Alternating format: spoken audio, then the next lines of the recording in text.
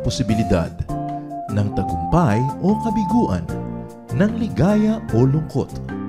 Kaya marapat lamang na tanggapin si Jesus bilang tagapagligtas at Panginoon. At matapos yun ay panariwain ang katapatan at paglapit sa Kanya bawat araw o day by day. Ang day by day ay naglalayong umalalay sa pang-araw-araw na pamumuhay.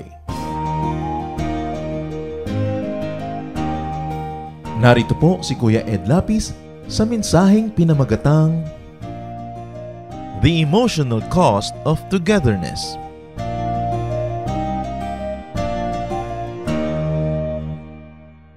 Ang atin pong binabasa ay galing sa Genesis 30:2-9.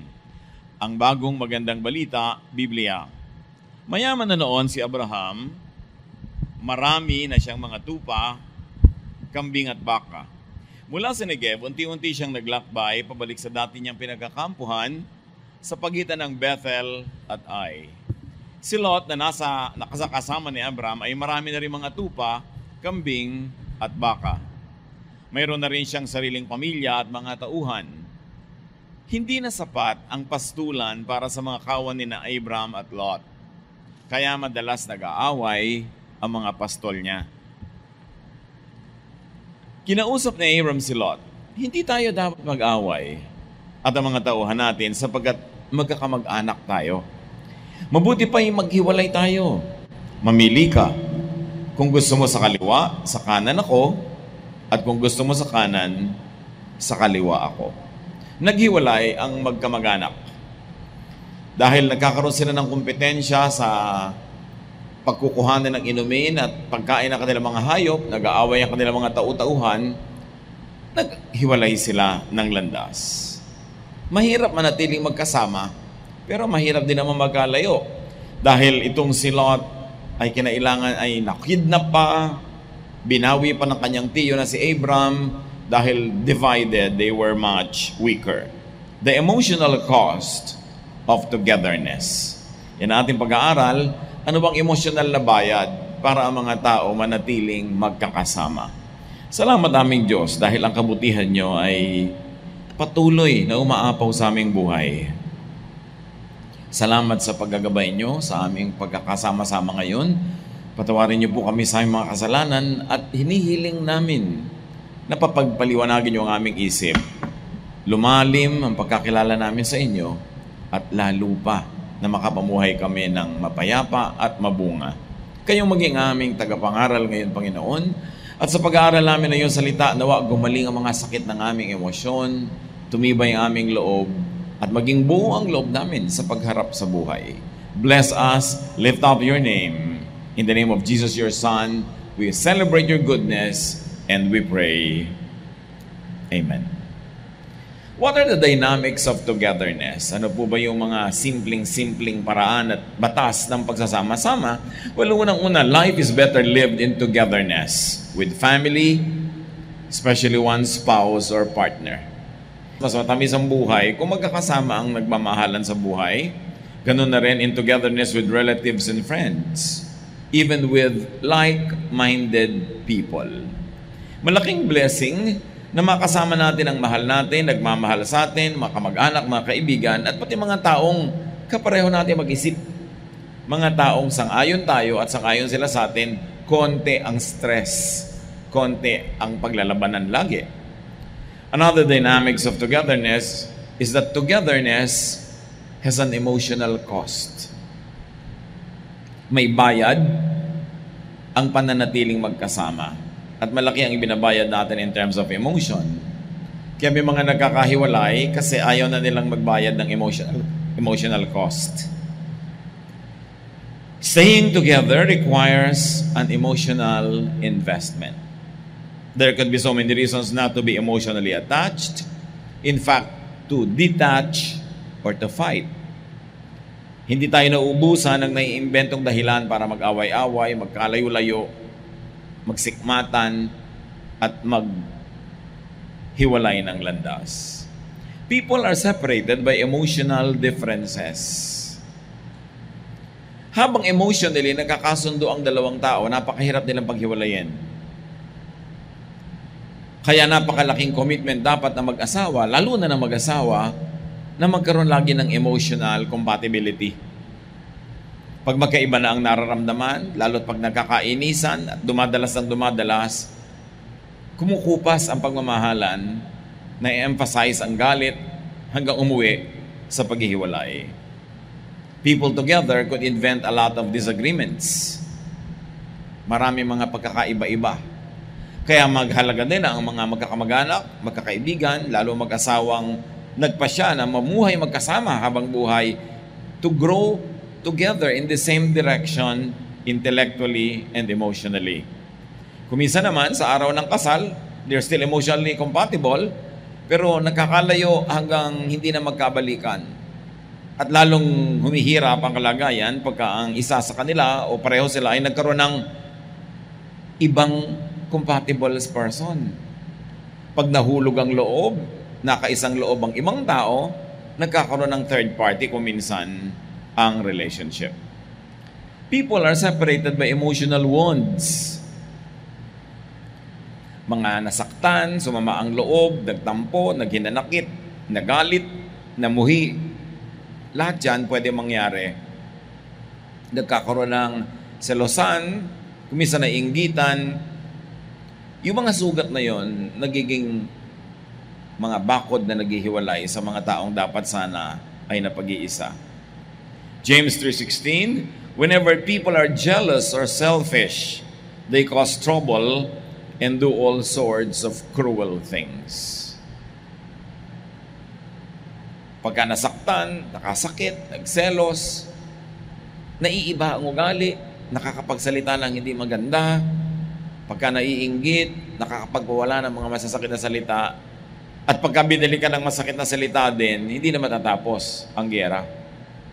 Ephesians 4:31-32, stop being bitter and angry and mad at others. Don't yell at one another or curse each other or ever be rude. Instead, be kind and merciful and forgive others, just as God forgave you because of Christ. Isang napakalinaw na payo at reseta para manatiling maganda ang samahan. Huwag daw magkimkim na mga sama ng loob, mga galit sa isa't isa. At lalong-lalo na, huwag magtaas ng boses, huwag sumigaw, huwag magmura, dahil ito ay nagpapalayo ng loob ng mga dapat sana ay malapit sa atin. Huwag maging magaspang ang ugali. Sa halip, baligtarin ito, maging mabait, maging mabuti, mahabagin, mapagpatawad. At pag nangyari yon, mahirap buwagin ang pagsasamahan ng mag-asawa, magulang at anak, magkapatid, magkaibigan, maging magkakasama sa trabaho. People are separated by emotional protectionism. Yung mga ayaw masaktan, pinoprotekta ang sarili nila, lumalayo na lang. O yung ayaw na patuloy na masaktan pa, nagiging very defensive, nagsasara ng puso, nagsasara ng isip, para hindi na lang siya maabot. Proverbs 14:10-11, each heart knows its own bitterness. May kanya-kanya tayong pait na dinadala, at pag hindi mo yan hinandle na mabuti, ikaw ang i-handle niyan. Kaya dapat laging pinagtatapat sa Panginoon, kung maaaring ihinga sa magandang paraan para hindi maging pangit ang bunga ng paghihinga, kundi mapabuti, dapat hindi iniingatan at kinikimkim ang mga sama ng loob na ito. Dahil lalabas at lalabas din. 1 Peter 3:9, don't be hateful and insult people just because they are hateful and insult you. And Jesus said something to that effect, do not return evil for evil. When people curse you, you bless them. Para matigil yung cycle of evil.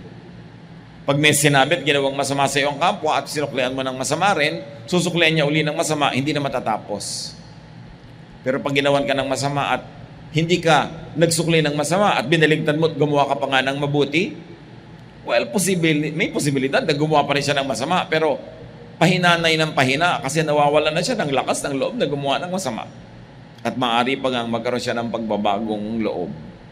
At kung hindi man siya magbago, hindi mo dinagdagan ng apoy, hindi sobrang lalaki. Isipin natin ang mga mahal natin sa buhay na nalayo sa atin, lumayo sa atin, nilayuan natin. Para huwag nang mayroon pang madagdag na lumayo at mapalayo. At kung maaari, magkabalikan pa tayo ng mga mahal natin, minamahal natin, lalong-lalo mga kamag-anak. 1 Corinthians 6:7, when one of you takes another to court, all of you lose. It would be better to let yourselves be cheated and robbed. Hindi laging kailangang literal ang pag-a-apply ng verses na ito na kailangan man magdemanda, hindi ka pa nagdedemanda. Pero ang point na nililinaw dito ni Pablo, mas madalas pa na malulugi ka kung sobra kang legalista. Kung ikaw ay magsasakdal, maghahablahan kayo sa korte, pwedeng meron kang mapala, pwedeng may mahabol kang property, pwedeng may masingil kang utang, pero may nawawalang malaki.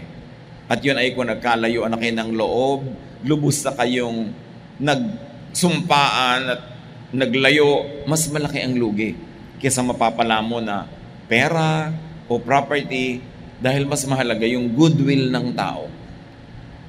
You lose the goodwill, you lose the love, you lose the relationship. People should be willing to pay the emotional price for staying together. Meron kayong mahal sa buhay, may nagmamahal sa inyo. Dapat meron ka na agad determinasyon that you will be willing to pay the emotional price. Which means, may mga panahong masasaktan ka, mabibigo, magdaramdam. May mga panahon na hindi masusuklian ang kabutihan ng iyong kabutihan. May mga panahon na sobra ka masasakripisyo. But when you are willing to pay that price, the emotional price of togetherness, you will also reap the fruit of doing good and remaining together with those people who matter to you. The emotional price and complications of going and staying apart could be so much more. Yes, mahirap sikaping manatiling magkasama, pero mas mahirap din namang maghiwalay. May babayaran ka, may ibabayad ka para manatiling maganda ang relasyon nyo. Pero malaki din naman na ibabayad pag pumangit yung relasyon eh. Lalo't kung dinagdagan mo pa yung kapangitan. Magbabayad ka na rin lang, mapapagod ka na rin lang, mapagod ka na on the side of restoring and keeping the relations instead of destroying it further. Pareho lang nakakapagod yon, pero mas maganda ang bunga nung pinagpapaguran mo na mabuo kayo, ma-repair kayo, mapaayos kayo. To be together, love should be equal to or greater than hatred. Araw-araw naman nangyayari yun eh. May nakakatuwa, may hindi nakakatuwa. May maganda, may pangit. Pero para manatili ang pagsasama, manatili ang magandang samahan, kindness should be equal to or greater than unkindness. May nagagawa ka kuminsan na hindi mabait, hindi mabuti, pero dapat matakpan mo yun. Makabawi ka. Mapalitan mo man lang ng kabutihan o mas dagdagan mo pa ng higit na kabutihan yung nagawa mong hindi mabuti. Same with politeness and rudeness. Kuminsan nagiging magaspang ka ang iyong ugali, hindi ka masyadong in the best of your behavior, pero dapat lagi kang bumabawi. Na mas marami kang politeness kesa rudeness. Mas marami kang kagandahang asal kesa kapangitan ng asal. And the same goes for goodwill and ill will. It should be equal to or greater than. Kung hindi, pag palaging mas maraming hatred kesa love, mas maraming unkindness kesa kindness, rudeness kesa politeness, ill will kesa goodwill, guguho ang inyong relasyon. At ito kuminsan na hindi napapansin ng mag-asawa na unti-unti na palang dumadami yung negative, nadadaig na yung positive. Sobra na palang inabuso ni babae si lalaki o ni lalaki si babae. Akala niya pwede yun sunod-sunod, araw-araw, buwan-buwan, taon-taon, hanggang puno na pala yung isa at ayaw na. Yan ang mathematics yun eh. Do the numbers. We are not perfect beings. May nagagawa tayong mali, pero dapat sa pinakamadaling panahon, maitama mo yon, mapalitan mo ng tama, at masapawan ng tama. Dahil kung minsan tayo pagod, meron tayong mga pagkukulang, pero tiyakin mong nakakabawi ka agad. Napupuna ng mga pagkukulang, nasosobrahan pa nga. Kung minsan meron tayong nasasabing hindi maganda, pero dapat natatabunan mo yun ng mas maraming maganda. But the problem with words, pag nasabi mo na, kahit anong bawi ang gawin mo, nandun na yung sugat. Bihira na nabubura ng magandang salita later yung naunang sinabing pangit. Pwedeng magpatawad yung napagsabihan, pwedeng makalimot sandali, pero nababaalala at naaalala. Kaya yung pananakit sa pamamagitan ng salita, pag-ingatan nating sobra dahil ang hirap bumawi pag nanakit tayo sa pamamagitan ng ating dila. 1 Peter 3:9-11, don't be hateful and insult people just because they are hateful and insult you. Instead, treat everyone with kindness. You are God's chosen ones, and He will bless you. The scriptures say, do you really love life? Do you want to be happy? Then stop saying cruel things and quit telling lies. Give up your evil ways and do right as you find and follow the road that leads to peace. Sinasabi in the context of the relationship within the church, pero mas lapat sa relationship ng mag-asawa, na magkakapatid, ng nasa isang pamilya, na magkakaibigan. Na huwag nagsasalita ng pangit. At huwag mangi-insulto. No? Sabi niya, talaga bang mahal mo ang buhay? Gusto mong sumaya? Well, tumigil ka ng kasasabi ng mga malulupit na mga salita. Hindi ka sasaya pag malupit ang iyong dila. Bakit? Sasaktan mo ang mga tao nagmamahal sa iyo, lalayo sila, mag-iisa ka. Paano ka sasaya nun? And quit telling lies. Kasi pag lagi ka nagsisinungaling, lalo sa iyong asawa, nadadala, nasasaktan, mamaya ayaw na maniwala. Wala ka ng credibility. And when you lose the trust of your spouse, you lose. Malaking lugi yan. Dapat idilat ng mga may asawa ang kanilang mga mata sa katotohanan na negative, positive, negative, positive. May accounting ang relasyon. Dapat positive ang balance mo. Dapat ang bottom line mo, positive. Pag lagi kang withdraw ng withdraw, mauubos siyang account mo at bigla na lamang na wala na pala. Dapat iniingatan, lalo kung mahal mo at lalo kung mahal ka. Kumisan kahit hindi mo mahal pero mahal ka, ingatan mo dahil napakarami na bang magmamahal sa iyo? Sayang naman tong isang to. Lalo kung siya ang tunay mong asawa o kamag-anak mo, sayang naman na may pagmamahal na mawawala. Sa bawat pamilya, sa bawat pangkat, the team or the group should produce sufficient or surplus goodwill and love. Bawat isa sa grupo, bawat isa sa pangkat, dapat mag-ambag sa pagmamahalan, sa kapayapaan, sa katahimikan. Sa inyong pamilya, sa inyong mga tahanan, sa inyong mga social circles, dapat ang lahat ng kasali doon nag-aambag para magkaroon ng kapayapaan, katahimikan, kasiyahan. Dapat lahat nagde-deposit ng goodwill, hindi nagwi-withdraw. Kasi pag lahat nagwi-withdraw, lahat gumagawa ng mali, lahat nagsisiraan, ang bilis maubos ng inyong dahilan para manatili magkasama. Kaya kuminsan ang pinakamasasama magkakaaway, magkapatid o mag-asawa, o ex, o kamag-anak. Kasi kayo rin ang nagkaroon ng pinakamalapit na access sa isa't isa. Kung sino ang nagiging pinakamalapit sa iyo, yun ang kandidato rin na pwedeng maging pinakamalayo later. Pag hindi nyo na-handle yan. That's why your best friend could be your worst enemy. Maging sa mga nagmamahalan romantically, there's a very thin line between love and hate. That it is so easy to hate the one you used to love. Mas may access ka, mas kaya mong manakit.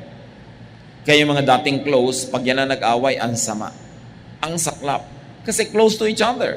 They know each other's secrets. Pwede nilang ibunyag. Alam nila ang mga weakness ng isa't isa. Pwede nilang pagsamantalahan yon. Pero bakit mo sasaktan yung close sa'yo? Bakit yung naging close na sa'yo, ilalayo mo pa o papalayuin mo pa? Sayang. Meron kang naging asawa na mga 5, 10, 15 taon. Bakit papawalan mo pa yan para magsimula ka na naman ng iba? Maibabalik mo ba ang panahon? Meron ka ng kaibigan, ang tagal-tagal yung magkaibigan, magsasalita kayo ng pangit, magsisiraan kayo, magkakagalit kayo. Hindi na kayo ngayon magkaibigan, magkaaway pa. Sayang ang panahon. Biruin mo yung emotional investment mo sa kanya. Kung 10 years, hindi lang yun. Siguradong may financial investment ka, may time investment ka. Tapos dahil lang nainis ka o nainis siya, hindi kayo gumawa ng paraan na magkabati muli. Sayang. Mabuti sana kung mabubuhay ka sa mundo forever. Pero, dumadaan ng oras. Maaaring yung iba, malapit na palang bawian ang buhay. Hindi na pwedeng i-replay ang buhay. Sayang yung naipundar na mga relasyon kung sasayangin. Colossians 3:13-16, put up with each other and forgive anyone who does you wrong, just as Christ has forgiven you. Love is more important than anything else. It is what ties everything completely together. Each one of you is part of the body of Christ, and you were chosen to live together in peace. So let the peace that comes from Christ control your thoughts. Makapangyarihan at magandang payo. Sabi niyan, magpasensyahan kayo.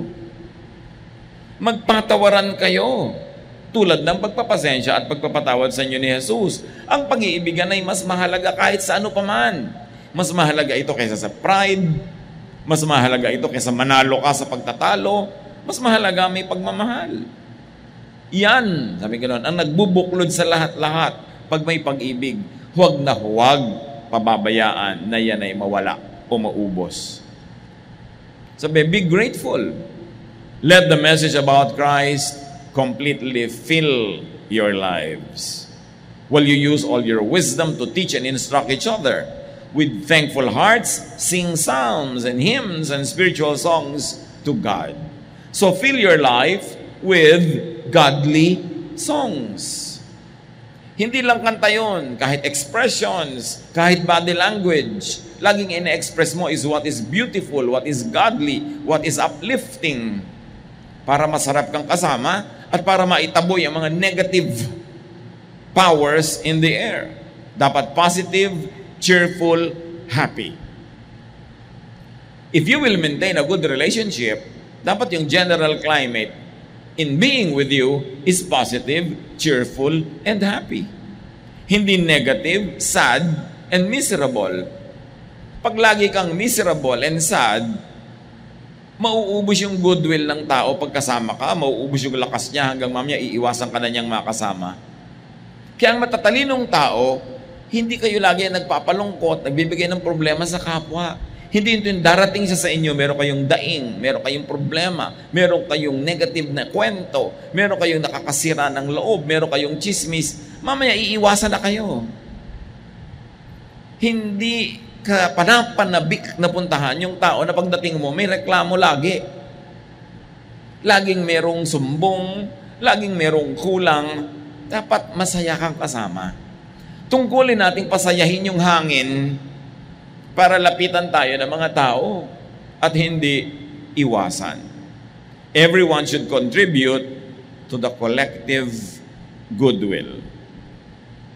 So pag merong masaya, makisaya ka. Alangan namang killjoy ka. Merong malungkot, makiramay ka, magko-contribute ka para ka nais-nais, kaibig-ibig, kapanapanabik na ikaw ay kasama sa buhay. Naitatanong ba natin sa sarili yon yung masarap ba akong kasama? Madalas nagtatanong tayo, pantay ba ang kilay ko? Diba? Maganda ba ang gupit ko? Pero naitatanong ba natin, masarap ba akong kasama? Lalo sa mag-asawa, maitanong nyo naman, masarap ba akong kasama? Paano pa natin mas mapapasarap? Pag sinabi ng asawa mong, itahi natin ang bibig mo para huwag ka na makapagsalita, para sumarap, ibig sabihin, over-talkative ka na nun. Diba? Dapat nagtatanong tayo, let's not presume na masarap tayong kasama. And there's a basic law in life. Anything pleasurable you want to repeat experiencing. Anything unpleasant you avoid repeating. So pagkasama ka ba, pleasant or unpleasant? Because if you are pleasant to be with, people will like to be with you again and again and again. But if you are unpleasant to be with, people will avoid repeating the negative experience. Iiwasan ka. Kung asawa ka, kapatid ka, nanay ka, biyanan ka, ang daming unpleasant, konting-konti lang yung pleasant, mabubura ka sa social registry. Unti-unti mong mahahalata na nagkakaroon ng mga okasyong hindi mo nalalaman, hindi ka naiimbita. May mga lakaran na puwera ka. O nasa isang bahay lang kayo pero walang kumakausap sa'yo kasi hindi pleasant. Kung lagi kang may pintas, lagi kang may reklamo, lagi kang ang tali-talino, lagi kang has something wise to say, wala namang may gusto sa sobrang matalinong kasama eh. Kakapagod. Kaya dapat iniiwasan din natin yung mapurga yung mga tao sa ating wisdom na hindi naman nila hinihingi. Be nice to be with. At iba-ibang tao, iba yung concept nila ng nice, so mag-a-adjust ka rin. Mahalaga dahil sabi ng Diyos, it is not good for a man to be alone. Siya na ang may sabi nun. No matter what self-denial some of us might want to do na, ay, ako okay lang alone, ako okay lang alone. Ang totoo, alam mong hindi okay yun. Nag-okay-okayan ka lang dahil alone ka, wala kang choice. But it's always nicer when people are around, especially if there is a positive air when you are together. Kaya sa Romans 16:17, my friends, I beg you to watch out for anyone who causes trouble and divides the church by refusing to do all you were taught. Stay away from them and apply that to your family. Apply that to your social circle. Watch out those that divide. Pagsabihan sila, ituwid sila, and at the very least, huwag magpadala sa kanila. Sa pamilya, kung minsan hindi natin napapansin, ang daming division. Si anak number 1, kampi kay nanay. Si anak number 2, kampi kay tatay. Dapat walang ganun. Kaya ka nga may pamilya, so you belong. Pero you feel pa rin, you don't belong. Because somebody does not make you feel like you belong dahil gumagawa sila ng sarili nilang exclusive banana republic at puwera ka. That is cruel. At kung ipinupuwera ka naman, mag-isip-isip ka, bakit kaya? Ba't ayaw sa'yo? Hindi lagi namang silang may kasalanan, baka naman talagang napakahirap mong kasama. Kaya hindi ka nalang tuloy sinasama. May mga tatay, iniiwasang isama na mag-iina sa mga shopping kasi laging gustong umuwi. Hindi pa nag-i-enjoy yung mga kasama, uwi na tayo. Gusto pa nilang magbuting-ting ng mga kung ano-anong mga tindang hindi naman nila binibili. Tiyakin nyo masarap kayong kasama. Lalo kayo asawa nyo, gusto niya mag-shopping. Kumimbento kayo ng mga gagawa. O sige, mag-shopping ka dyan, magkakape ako dito, magkita tayo mamaya after 1 hour. Pero huwag siya madaliin. Kailangan masarap kang kasama para gustuhin kasama ka. Napakahalaga nun. So, the team or the group should help save love and goodwill. Lagi naman tayong pumipili Magwi-withdraw ba ako ngayon from the goodwill of the group or magde-deposit? Magdadagdag ba ako ng saya o magbabawas? Pag conscious tayo nun, madalas we will make the right choice. May okasyon, bigla kang uminit ang ulo, nagalit ka sa isang bagay lang. Really? Gusto mong mag-withdraw ng goodwill sa magandang okasyon na to? Ngayon pa, sa oras na ito, dito ka pa mag-aarte, magdadrama, magagalit. Kung kailan may pagtitipon, kung kailan masaya, hindi mo pwede maghintay yan. Talagang gusto mo mag-withdraw? Sayang naman. Dapat may timing ang lahat. For everything there is season and a time for every matter under heaven. Kumisan may mga panahon na kailangan ka ng mahal mo sa buhay o na nagmamahal sa'yo. Pero sa panahon na yun, hindi mo siya kailangan. Kasi nalilibang ka, may gusto kang gawin, o may gusto kang tapusin, o meron kang ginagawa. Niyayaya ka niya makipagkwentuhan, pero ikaw may mahalaga kang ginagawa. Pero naiisip mo bang, hindi ko siya kailangan, pero kailangan ba niya ako ngayon? At pag naisip mo yan, ay, kailangan niya siguro ako, kaya nandito, kaya liligid-ligid, kakalong-kalong, kakalakalabet, then ibababa mo ang ginagawa mo, hindi dahil kailangan mo tong taong ito, kundi kailangan ka niya. At pag ganun kang tao, hindi ka mapag-iisa sa buhay. Nakakapagdamdam, yung nagpaparamdam ka na, nade-depress ka, nalulungkot ka, gusto mo nang makausap, naiinip ka, natatakot ka, pero ayaw kang pansinin kasi busy siya. At wala siyang kamalay-malay na nagtatanim ka na pala ng sama ng loob laban sa kanya, at pag pinag-ulit-ulit niya yon, mas marami na siyang na-withdraw from the goodwill, wala siyang naibigay na goodwill, naubos na, mamaya, wala ka na sa buhay niya, sayang ka, dahil kamag-anak ka o kaibigan ka. Napakahalaga na tayo nakikiramdam kung ano ang kailangan ng kapwa. Hindi lang yung kailangan natin. So have and keep necessary insurances, assurances, and commitments sa relasyon. Siyempre, ang tao willing lang mag-invest emotionally sa iyo kung may investment ka rin. Willing siyang tumaya sa iyo kung may taya ka rin. Willing siyang maging faithful kung faithful ka rin. Willing siya na italaga ang buhay niya kung willing ka rin. Malakay 2:15, didn't God create you to become like one person with your wife? And why did He do this? It was so you would have children and then lead them to become God's people. Don't ever be unfaithful to your wife. Or kung babaliktarin mo, don't be unfaithful to your husband. Sinasabi sa Malakay 2:15, kaya ka binigyan ng Panginoon ng kabiyak, para ka maging tapat sa Kanya, para magkaroon kayo ng mga supling, magkaroon kayo ng tahimik na buhay, sa ikabubuti niyong lahat.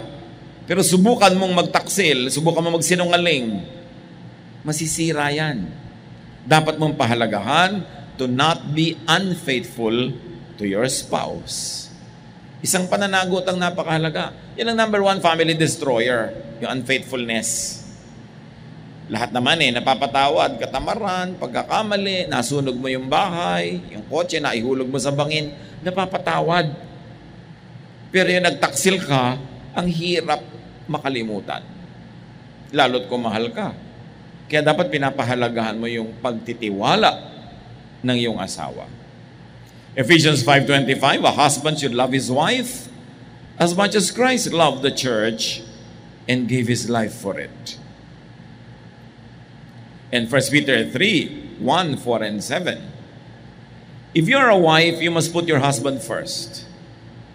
Be beautiful in your heart by being gentle and quiet. This kind of beauty will last, and God considers it very special. Long ago, those women who worship God and put their hope in Him made themselves beautiful by putting their husbands first. If you are a husband, you should be thoughtful of your wife. Treat her with honor. Yan pala ang pinaka-importanting biblical beauty secret. Na unahin mo ang kapakanan, ang dangal ng iyong asawa. Sabi, yan ang magagandang babae. Yung malinis ang puso, matapat sa asawa, at inuuna ang ikabubuti ng kanyang asawa. Sapagkat pag ginawa mo yun, siyempre yung lalaki, lalo ka mamahalin, uunahin ka rin niya. Pero pag nineneglect mo siya, magkakaroon siya ng excuse na ineglect ka rin. Ephesians 6:4, parents, don't be hard on your children. Raise them properly. Teach them and instruct them about the Lord. Isang malaking insurance na ang pamilya mo ay magiging buo kung habang bata, inuunahan mo ang sanlibutan na magturo sa iyong anak. Tinuturuan mo siya maging makadiyos, mabuti, minamahal mo siya, sapagat ang pag-ibig na itinatanim sa puso ng anak, talagang garantisadong namumunga. Marami sa mga tao, paglaki nila habang buong adult years, masamang ugali, mahirap makasundo, may mga psychological problems, kasi hindi minahal ng magulang ng sapat nung maliliit pa. At kung sakali, nawa ay wala, na ganyan ang naging karanasan, huwag niyo nasisihin yung mga magulang niyo noong unang panahon pang mga pagkakamali nila, Buti na lang may magulang tayo sa langit, ang ating Panginoong Jesus, na pwedeng mag-make up sa pagkukulang ng ating mga earthly parents. Gumawa ka ng paraan para mapunan yung kulang nun. Huwag kang laging puro na lang sisi tungkol doon dahil hindi mo na may balik pa. Pero habang tayo nagpapalaki ng mga bata, love them.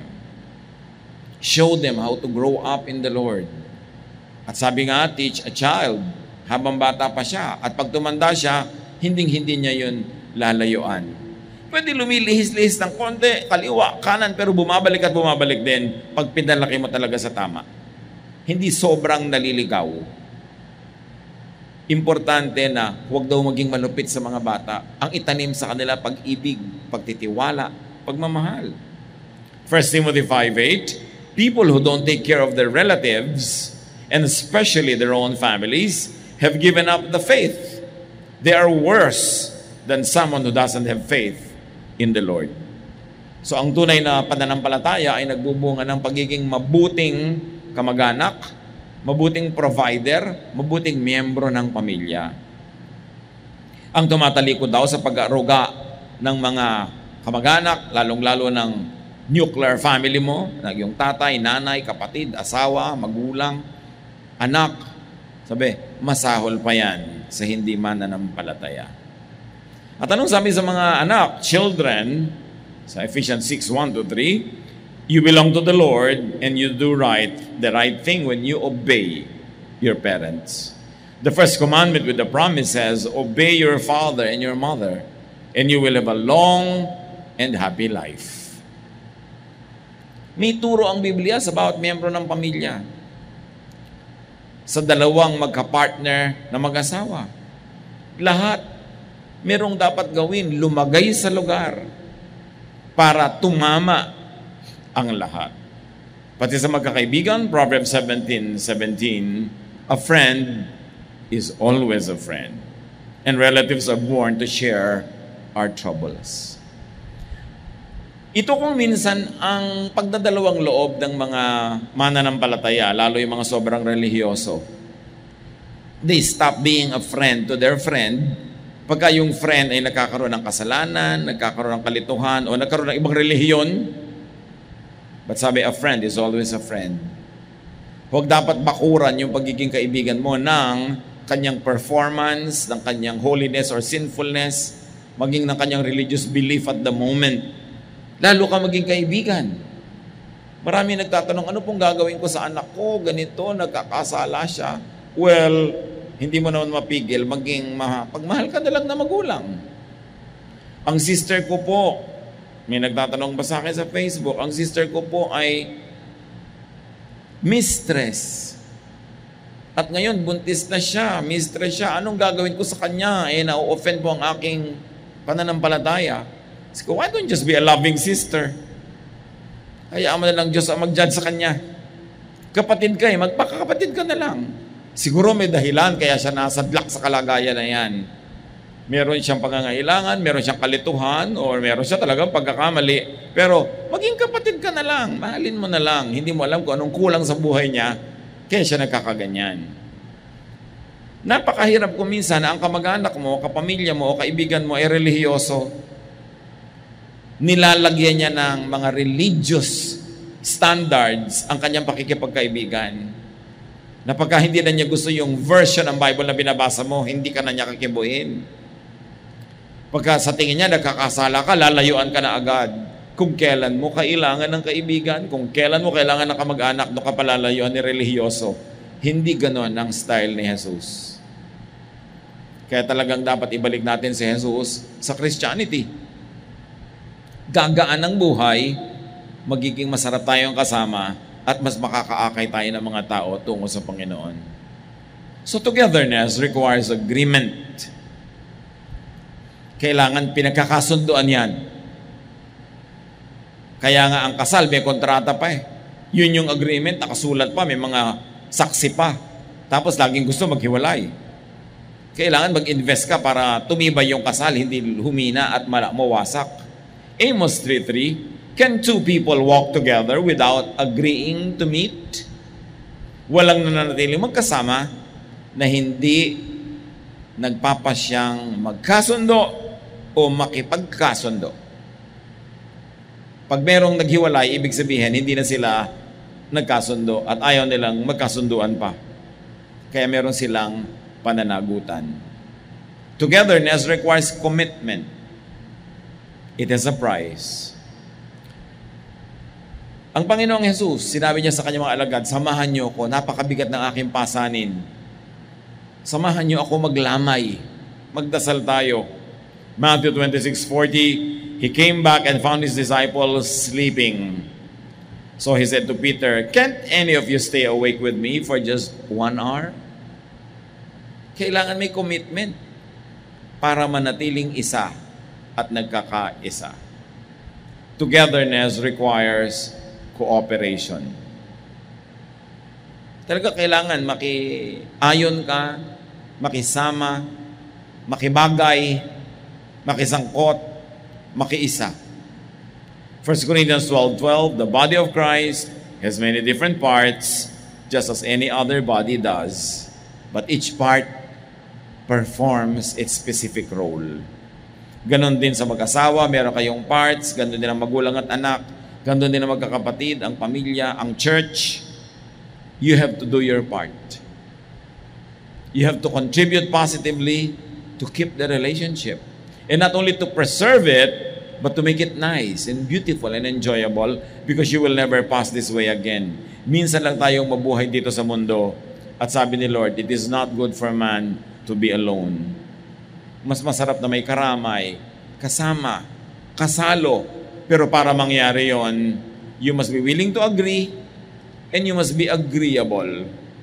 Kailangan you meet people halfway, cooperate and function, pay the price of togetherness or lose people and pay a higher price.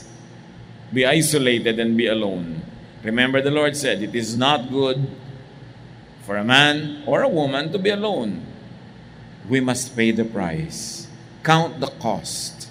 Mas mahal ang bayad pag nawala yung mga taong mahal natin o nagmamahal sa atin. So pay willingly, sacrifice willingly, it is worth it. Just like Jesus paid the price to keep the relationship with humans, with us. And it is worth it. Dear Lord, ipakita niyo po sa amin ang kalagayan namin. Ipaliwanag niyo po kung ano ang namamagitan sa amin at mga taong bahagi ng aming buhay.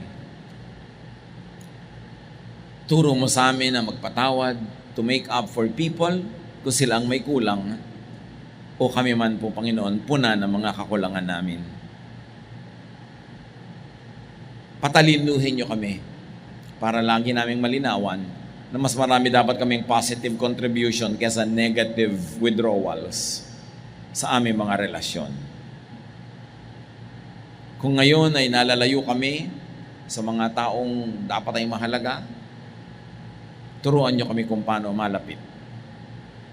Kung kami ang may kasalanan o sila, bigyan niyo kaming karunungan so that we will become agents of peace instead of trouble, so that we will become blessings instead of curses. At nawa, Panginoon, ang dalangin namin, lalo sa mga mag-asawa, mga magulang at anak, mga pamilya na nakakalayo, pagbuklurin mo silang muli, papaliwanagin ang pag-iisip, bigyan ng karunungan na gawin ang tama. At sa mga hindi naman ito ang problema, patuloy niyong gawin kaming conscious, Lord, to stay responsible so that our relationship with people who matter will never be destroyed by irresponsibility. Pagbulay-bulayan natin ito, mga kapatid, at pagpalain tayo ng Panginoon with beautiful, powerful, and lasting relationships.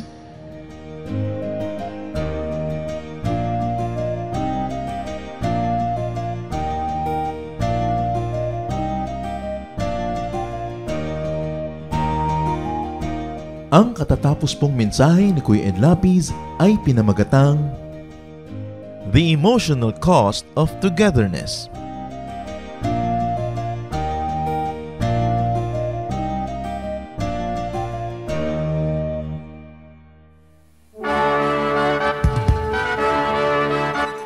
Halina't sama-samang sumamba at magdiwang sa Day by Day Jesus Celebration kasama si Kuya Ed Lapiz.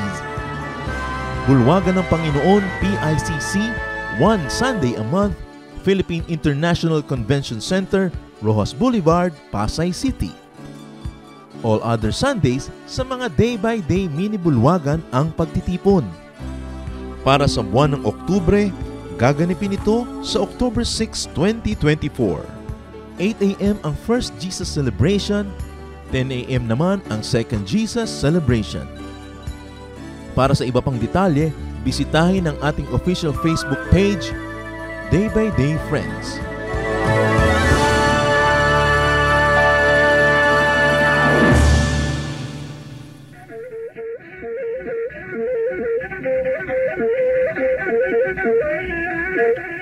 Mayaman sa hiyas ang ating bayan. At isa sa hiyas na yan, ang musika. Napakaraming nalilikhang tunog ng mga Pilipino mula sa iba't ibang instrumento. Narito ang palendag, instrumentong pangmusika ng mga Maguindanao sa Cotabato.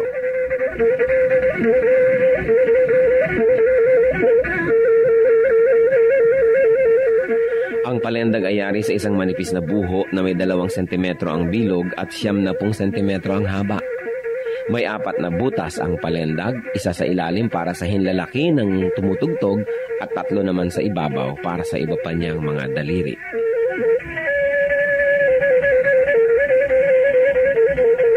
Inukaan ang isang dulo ng buho upang lumapat ito sa labi ng manunugtog habang siya'y umiihip. Sa kabilang dulo naman ng palendag ay may isa ring malaking uka kung saan nagtatapos ang instrumento.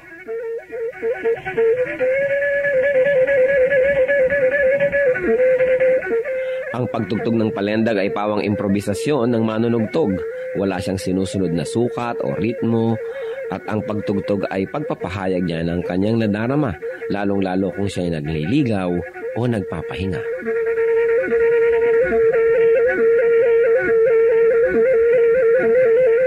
Ang musika ay wika ng kaluluwa. Ang ating musika ay marapat lamang na pag-aralan, kilalanin, at tugtugin sa karangalan ng Panginoong Hesus. Ang palendag ng Maguindanao sa Cotabato.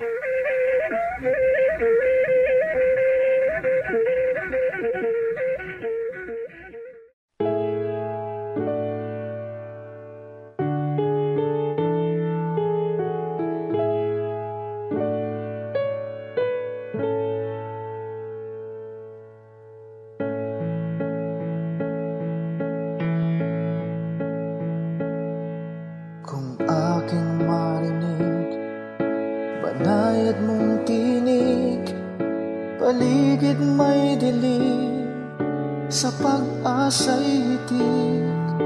At kung sa panahon ba ng kasiyahan, walang pagkalimot, dalay pasalamat.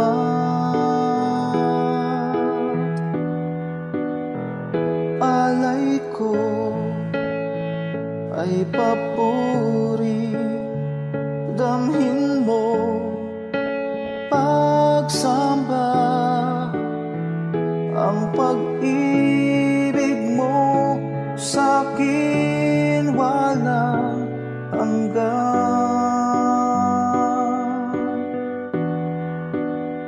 Sa iyo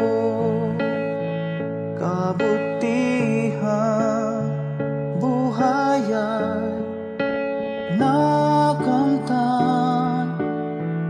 Pupurihin ka magpakailan pa man, aking Diyos.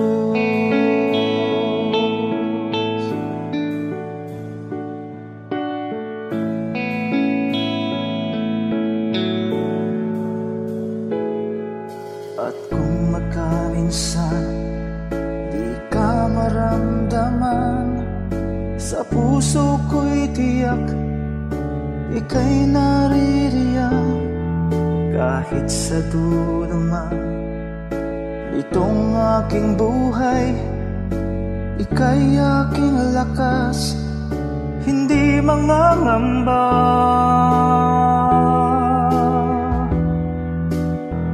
Alay ko ay papuri, damhin mo pagsamba, ang pag-ibig mo sa'kin walang hanggan.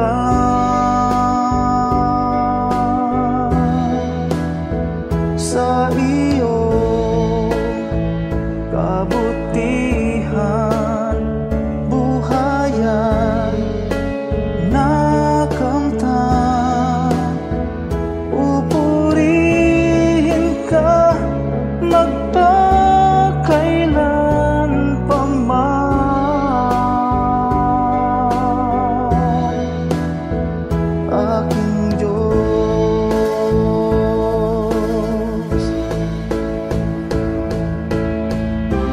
Bawat yugto sa aking buhay,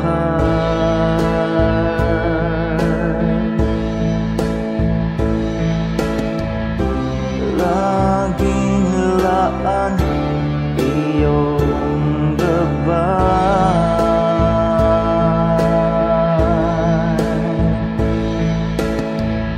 Sa piling mo may tagumpay.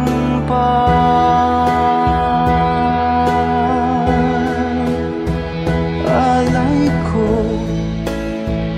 ay papuri, damhin mo pagsamba, ang pag-ibig mo sa'kin walang hanggan.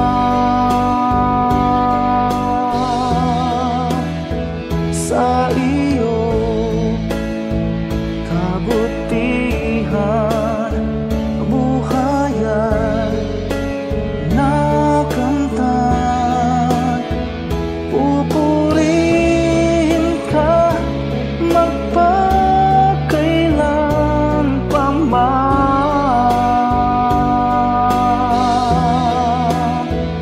Alay ko ay papuri, damhin mo pagsamba, ang pag-ibig mo sa'kin walang hanggan.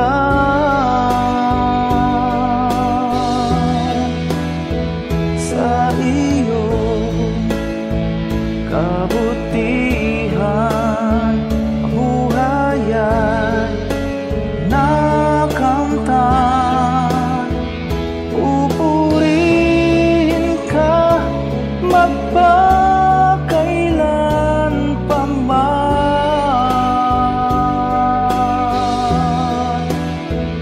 aking Diyos,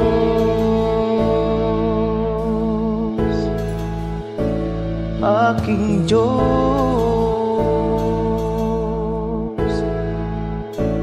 aking Diyos.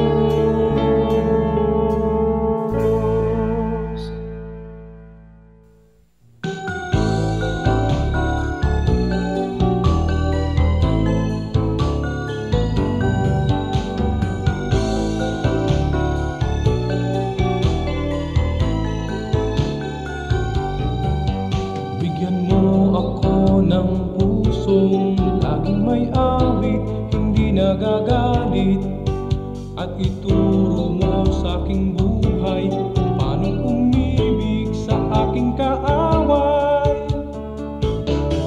Kahinahunan, kahinahunan, kahinahunan yung ibigay. Kahinahunan, kahinahunan, bunga ng Espiritong buhay. Kahinahunan, kahinahunan, kahinahunan yung ibigay. Kahinahunan, kahinahunan, bunga ng Espiritong buhay. Bigyan mo ako ng pusong napaawat, nagpapatawad, upang di ako mapaaway, hinahon ng puso'y aking kaagapay. Kahinahunan, kahinahunan, kahinahunan yung ibigay. Kahinahunan, kahinahunan, bunga ng Espiritong buhay. Kahinahunan, kahinahunan, kahinahunan yung ibigay. Kahinahunan, kahinahunan, bunga ng Espiritong buhay.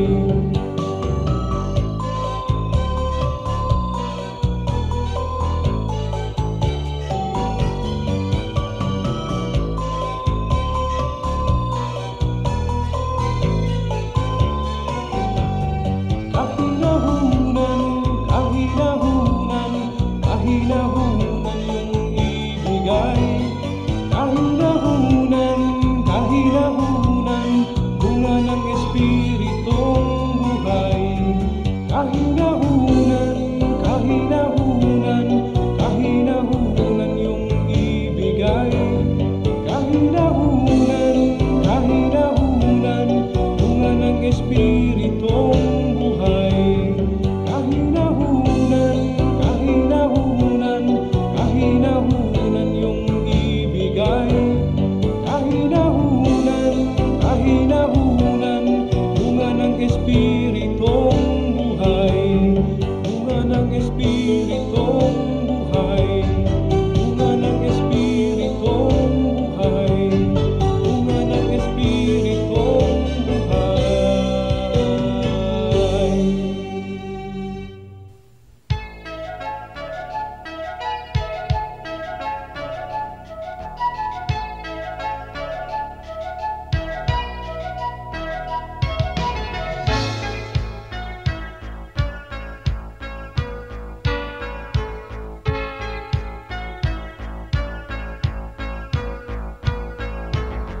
Ang nais mo'y kagalakan, kay Jesus matatagpuan.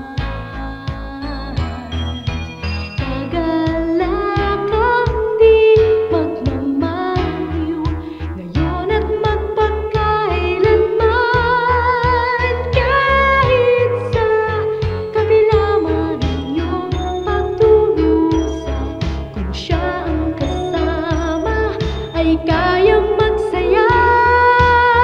Kagalakan ng puso ay makakamtan pag si Kristo sa buhay.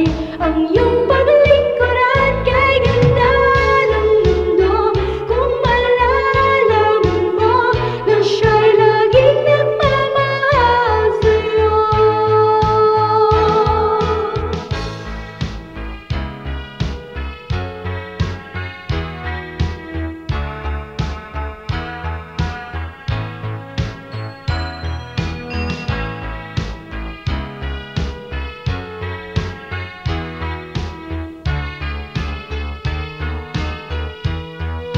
Kahit sa kabila man ang iyong pagdurusa, kung siya ang kasama ay kayang magsaya. Kagalakan ng puso ay makakamtan pag si Kristo sa buhay.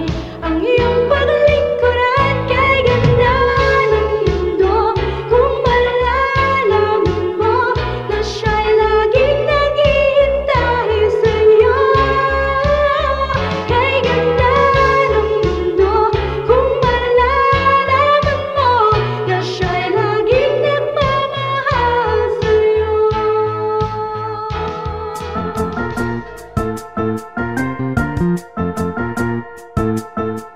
Oras na po para pansamantalang magpaalam ang programang Day by Day. Tayo po'y magsama-sama tuwing ika-6 hanggang ika-7 ng umaga, araw-araw.